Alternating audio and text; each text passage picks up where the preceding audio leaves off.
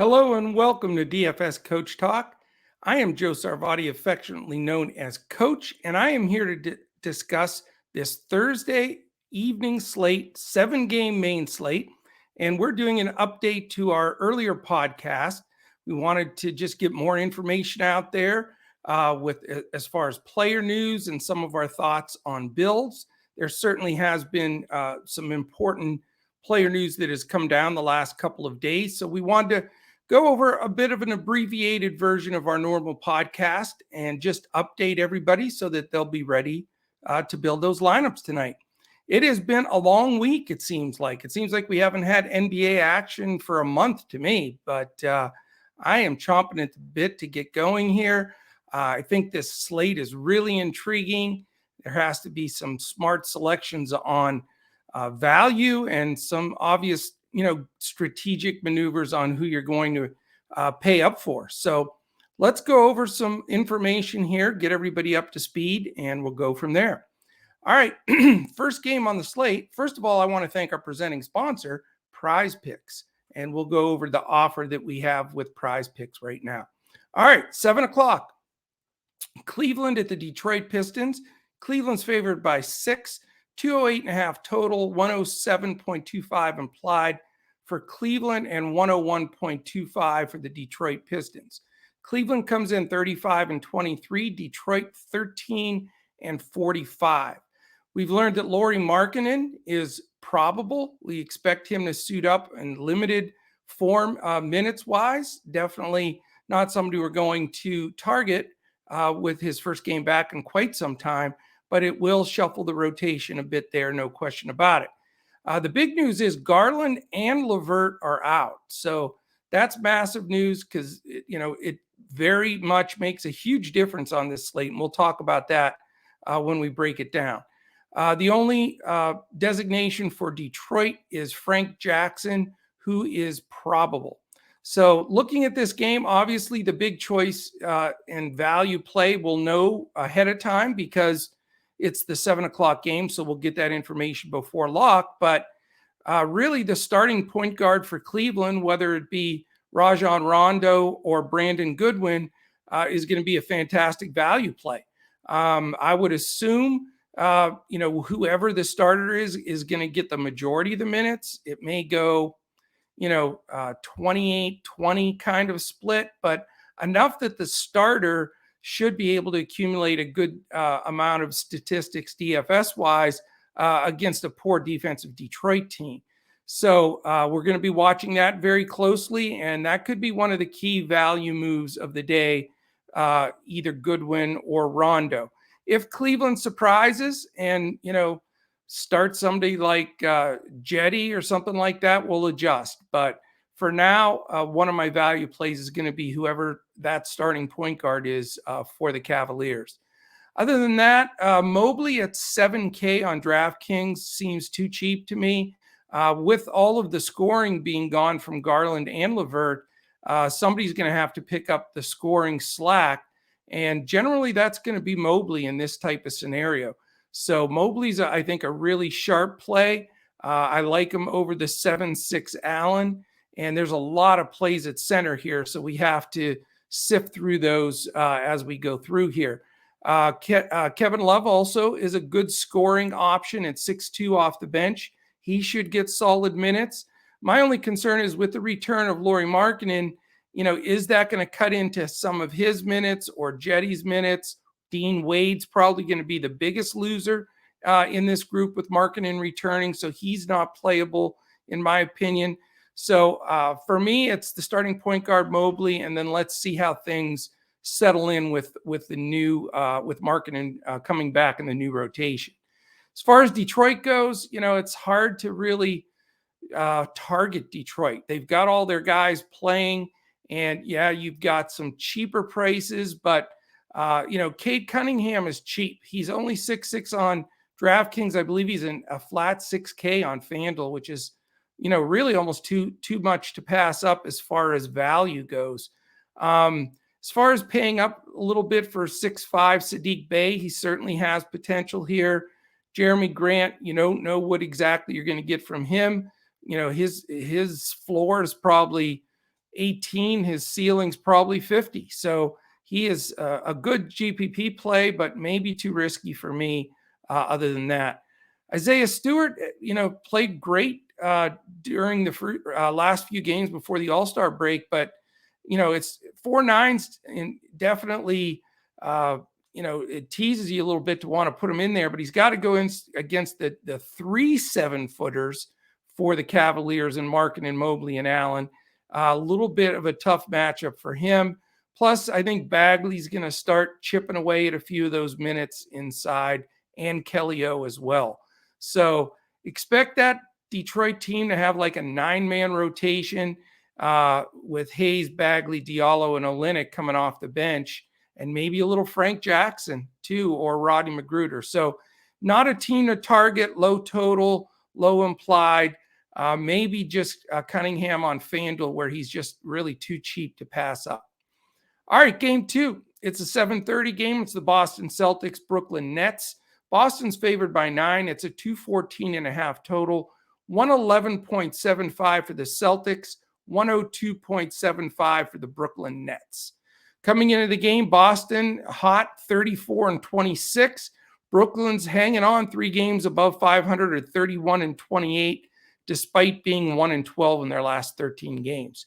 Boston reports no injuries, which makes it tougher to target any Boston guys. Brooklyn still has a half dozen guys out. Dragic not ready to play yet. Still can't believe that the Mavs didn't sign him, but it is what it is. He's not ready to suit up for the Nets. KD, we know, is out, and Irving home game. That should end soon with the mask mandate. Looks like it's going to drop off in New York here soon. Joe Harris had surgery. Ben Simmons, watched some video of him today practicing with the team, working a lot of one-on-one with now assistant coach Kyle Korver there. They say he's probably still 2-3 weeks away from returning, but we'll just see what happens there as that plays out. So it's hard to want to spend up for the Boston guys. I mean, that's the tough part. I mean, you've got everybody playing their regular minutes: Smart, Brown, Tatum, Horford, Williams, White. Really, those 6, the main guys, but there's no cheap ones in the deal. You've got Horford at 5'7", who's the worst of the 6. But then after that, where do you find value with split usage? Marcus Smart at 6'2", White at 6'3". Robert Williams is 7'4", and then the 2 guys that do the majority of scoring and are top 1 and 2 in usage are expensive. Brown 8'5", and Tatum 9'7". So I'm not extremely excited about going to the Boston side here. It is a 9-point spread. Brooklyn is super shorthanded. So, not really targeting anybody on that side. I'm a little tempted with Robert Williams, but, as of now, not racing to that expensive group with Boston. On the Brooklyn side, it's a little bit different because you have a lot of cheap players because a lot of guys aren't back yet. Patty Mills at 5'3", who I've been fading lately because I just don't think he's been playing as well, but he did have a good game in that last game before the All-Star break. So, he could be considered. I like Seth Curry a little bit better. I think he's going to take more of a scoring role here. I think at 6K, he's definitely a decent value play on DraftKings FanDuel and Yahoo. So Seth Curry definitely in my sights. If you want to go down to Bruce Brown at 4.7, he's shown some really good games, 7-8x to that number, a couple of times in the last week before the All-Star break. So he's an option.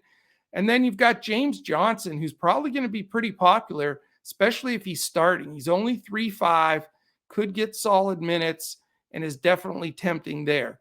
Then Drummond at 6'3", again, not my favorite play. I think, we know he can grab 15 rebounds in, 25 minutes, easy.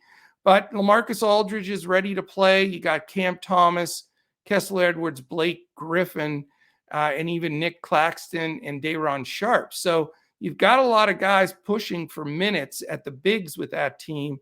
And not sure Nash is a wild card as a coach. He does fluctuate his lineups dramatically. So I'm more looking at Curry, Johnson, and maybe GPP Brown if possible here. All right, game 3. This is the feature game of the night. It's got a massive total. It's the Atlanta Hawks at the Chicago Bulls. Chicago's only a 3.5-point favorite, and it's a 240.5 total. You don't get a lot of those, although the next game after this is pretty darn close. Atlanta implied 118.5, Chicago 122. So that is serious attention to that game without question. As far as designations, Atlanta, Lou Williams probable. John Collins is not going to play. He's listed as doubtful. He didn't practice, didn't go through warmups. He is out as far as I'm concerned. So that's big news. Also, Gorgie Dieng is out, the backup center, one of the backup centers, third string center, I should say. So really the bigs are pretty much just Capella and Okongwu backing him up, and that is it. So we'll take a look how that affects our build. For Chicago, it's the same 3, Ball, Caruso, and Williams that remain out. So as we look at this game, that number is big. There's no question you need some exposure to this game, and there's a lot of great options. Trae Young's getting a lot of attention at 9.9. He does get Ayo Dosunmu defense, which isn't a piece of cake.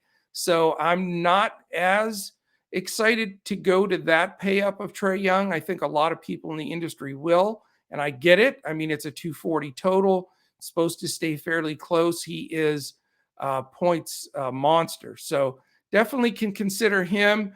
I think Capella's the most interest to me. He's only 5'8". He's cheap across the board. Because with Collins out, he's shown a big spike in usage, rebounds, everything. And, really, I know Okongwu's going to get a decent amount of run as his backup at 3.6, but for the time Capella's in there at 5'8", Vuk's not a great defender, and I think this could be a really good opportunity for Capella to bust his number here. So I think 7-8x is what I would expect for Capella in this game. After that, you've got a lot of value you can decipher through. Herter at 4.6, Hunter at 4.5. And Gallinari, who may get the start at 4.4 with Collins being out, are all very cheap. So they're all shots you can take here to save some money. Even Bogdanovich off the bench at 5.4 is a nice play, in my opinion. So you've got some good value on the Atlanta side, really good pay down center in Capella. And if you want to pay up, Trae Young certainly in play. For Chicago, we're back in that dilemma of having LaVine, DeRozan, and Vukovic, 3 extremely expensive guys. LaVine at 8.7, Vuk 10.1, and DeRozan at 10.7. So, do they take usage and points away from each other? They do. I will say this, though, against a porous Atlanta defense with a 240.5 total, though, I think you got to roster somebody here, one of the big boys from Chicago. And it's going to surprise most people, but I like DeRozan. Obviously he's been on this insane streak of 35 plus real points, shooting over 50%, broke Wilt Chamberlain's record for consecutive games doing that, which is really more people should be talking about because Michael didn't do it. LeBron didn't do it. None of these guys did. So DeRozan is on a roll and he's playing great. And, not having John Collins on the other side of the ball, an athletic 4 that can move around and defend, I think is really helpful for DeRozan. So I don't think he's going to be highly owned at all. A lot of people are going to say can't quite get to him with the LaVine and Vuk playing. 10.7's too high of a price. And I'll tell you what, I see 60 burger plus here for DeRozan. I really like him today at a low ownership piece for a buy up. So hopefully, that can pan out well. LaVine is fair price too, both on DraftKings and especially on FanDuel. He's very cheap. So LaVine is also very tempting. Dosunmu at 6K flat too can be played. He's going to be on the floor a lot. We know that to defend Trae. And they're using their starters a lot. Chicago does. And this should be a competitive game. So I definitely want exposure on both sides here. probably a 2v2 for me, and this will be my key game of the night. The next game, also an 8 o'clock game, is no real second fiddle. It's a even tighter spread and almost as big of a total. It's the Memphis Grizzlies at the Minnesota Timberwolves.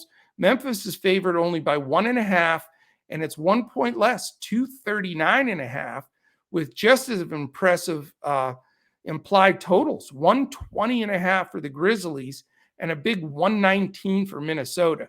So, these are the two games back to back, these 8 o'clock games that you just, you got to roster some guys. I think there's going to be so many DFS points up for grabs in these games.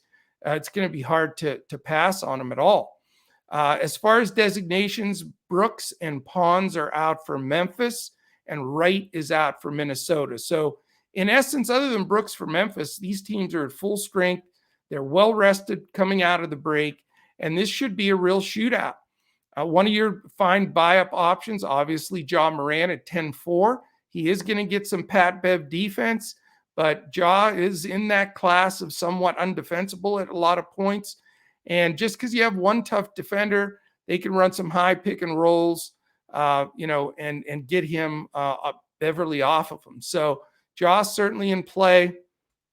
I think Desmond Bane is priced right. I love his 6'6" number. I think that his consistency has been there. He's been playing well. He does. There's a definite shift since Brooks has been out, and different times Brooks has been out this year, and a lot of it goes to Bane. He really steps up. We know he can shoot it. We saw some of that this past weekend, and I think he's a nice little play at that lower mid-level price. Triple J at 7-1 is possibility. I do really like Steven Adams too. I mean, people don't realize his minutes have been up. He's been in the 30s pretty consecutively here recently and getting solid minutes. And he rebounds well. Cat's not a good defender. The problem is, and this is the only concern, Cat obviously won the 3-point contest. He says he's the best shooting big man of all times. He's going to be chucking threes like he usually does. And that does create a little bit of an issue for Steven Adams. So we'll see, what's going to happen there. If they put Jaren Jackson on Cat, that's a possibility too. Or maybe it plays Adams off the floor a little bit. That's the only concern that I have. Maybe Brandon Clark gets some extra run because they need somebody a little bit, that can get out of the paint and defend. So as much as I like Adams at 5'6", and I want to slide him in there, I'll have him in at least a GPP. The matchup is a bit of a concern just because of the ability for Cat to just get 30 feet away from the basket and play facing up. For the T-Wolves side, same thing as we talked about with Chicago. They've got the three-headed monster, if you will, that makes it hard for DFS. D'Angelo Russell at 7-7, Anthony Edwards at 7-5, both priced really well, and Cat at 9-8. Those three guys dominate the offensive side of the ball night in, night out, and on any given night, really fill it up. So having one of those guys, suiting them up and getting them out there, I think is a good move for your DFS build. Cat, as I said, because of somewhat of the mismatch there, unless they put Triple J on him, which they may, could be a good pay-up guy at 9-8. And I think, really making a decision between D'Angelo Russell or Anthony Edwards, really having one of them is important. They're both priced almost the same. It's a very fair price, and they both have the potential with a really high total to go off here. So I will have exposure in this game on both sides of the ball as well. All right, we have 3 games left, an 8 o'clock and then 2 more 10 o'clock games. So we have a late after-hour slate that we will provide for here at DFS Coach Talk. So if you want to join us, this is the time. Second half NBA. We have 2 packages going right now at dfscoachtalk.com.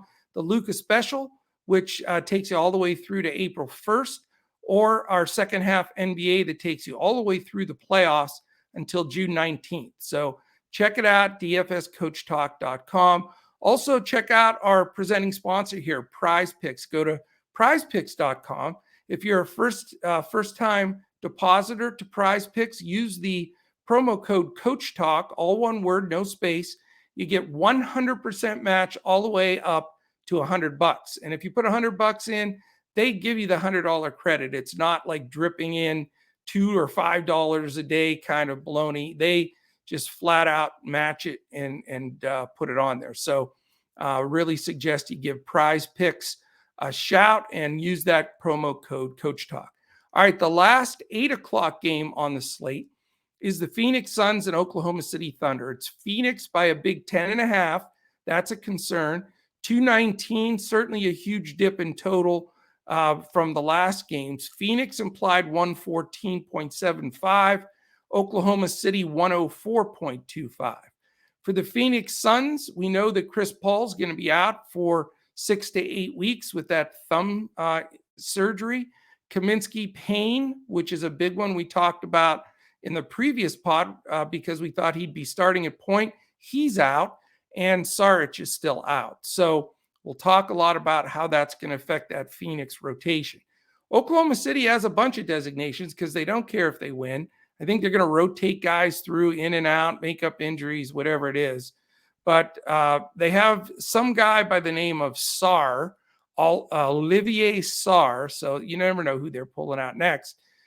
He is probable. But the guys that are out are Lou Dort, Ty Jerome, Mike Muscala, Jeremiah Robinson Earl, and Kenrich Williams. So a bunch of rotational players for them are out. So how does that affect things? Well, number one, the propensity increases of the fact that Phoenix probably is going to smack them, you would assume. That 10.5 point spread seems like it's been drifting up a little bit.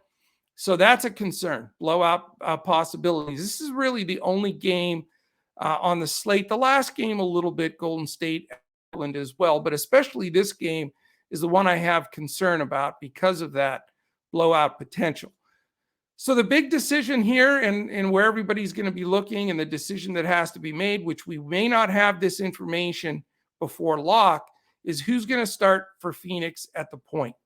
Right now, most people are believing that it's going to be Aaron Holiday. That's very possible. It could also be Elfrid Payton, or we could have a scenario where Booker bumps over and starts at the point, and they use maybe Landry Shamet in that starting lineup. So I think those are the three most likely possibilities, but it has huge effects. So if you're going to play an Aaron Holiday or an Elfrid Payton, be available to make some swaps because that's only an 8 o'clock game. So it's you'll get some news and you'll still have this game, the other 8 o'clock games, and the 2 10 o'clock games to shift from. So whoever's starting, definitely, I think, is just like the Goodwin and Rondo situation here. If it's, Holiday, Payton, or they move Booker over, and then the third guy would be Shamet.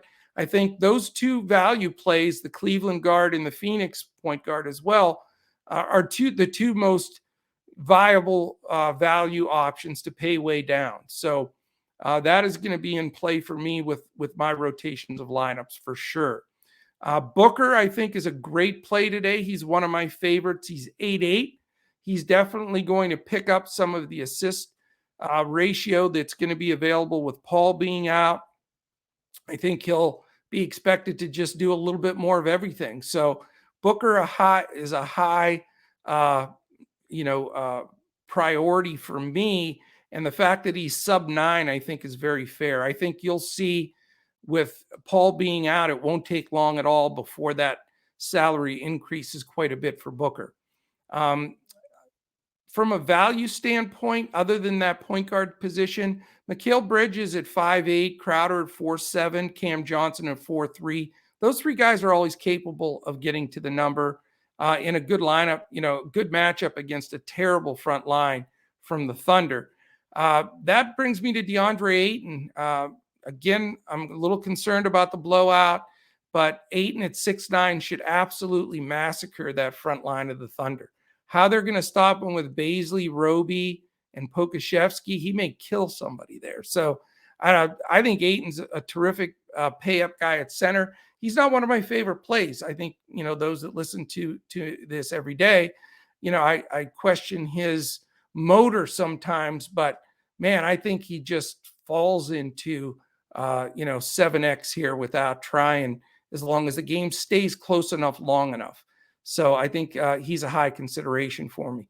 On the Thunder side, if you want to pay up for an 8-9 SGA, it makes perfect sense. He's going to be the majority of their offense. The other option, Josh Giddey at 8-4, but they're both expensive. Phoenix has a fantastic defense. I'm not probably going to go there. I'm going to try to, maybe have one Sun with maybe Ayton or one of the value guys. But I'm really not crazy about the Thunder side of the ball. Wiggins at 3.6 is cheap. Roby's cheap at 3.7, but they're hit or miss. You're going to get a lot of Baisley. His minutes have been up, but it's 6-8. Just doesn't make sense to me. You will get Man, Favors, Pokachevsky, Maladon, so we'll see. This Thunder team is terrible, and it's hard to really count on anybody there. SGA in the right matchup is always a great play, but Phoenix to me is not the right matchup. All right, the two after hours games: Denver Nuggets, Sacramento Kings. Denver favored by half, 235 total, so very solid total there. 119.25 for the Denver Nuggets implied. Sacramento 115.75. Phoenix, Denver comes in 33-25. Sacramento 22-38. Out for Denver, Canchar, Cousins, Murray, and Porter. Davis out for Sacramento. So this is an interesting game. I think Joker's going to be the main guy people pay up for. I think he'll be very highly owned, even though he's 12-5 on DraftKings. It makes sense. I get it. Sacramento plays fast. The spread isn't that big at 3.5. Probably the most reliable pay up and reasonable pay up here without question. I'm not sure I'm going to go there or not, but I certainly completely understand why. And I think that, the leverage piece with how highly owned he's going to be at a 12-5 number is just something I have to chew on a little bit more. After that, it's really punt Denver. It seems like that every day. Barton at 5.8 is a very good price for really their second option offensively. Gordon at 5.6 has times where he really, can get to his number and then some. So that's an option. On the King side, really, it's a two-man game for me, generally for them. And I talked a little bit about this before. Fox at 8.3 and Sabonis at 9K. I think those are fair prices for both of them. They're going to dominate play with this team. The rest of the group is just a mixed bag of tricks, and they have a lot of guys back. So Holiday, Barnes, Harkless, DiVincenzo, Mitchell, Metu, Holmes, Lyles, Lamb, Jackson, Jones, Damian Jones. Those guys are all going to probably get minutes. That's like 12 deep. So I have no idea, where to say the value is there at all. I do not trust Justin Holiday, Hart, Mitchell, Metu, Holmes. None of those guys to me are playable. They're way too much risk. With Sacramento, you focus, if you can fit in Fox or Sabonis, try to get one of them in there and be done with it. So that's what I'm looking at on that side. All right, last game. Golden State Warriors, Portland Trailblazers. Golden State favored by 10, 226 total, 118 implied for the Warriors, 108 for the Portland Trailblazers. Coming in, Golden State's 42-17, Portland 25-34. Designations here, we know Draymond Green's going to miss a few more weeks here. Iguodala and Weissman still remain out for Golden State. For Portland, Brandon Williams probable.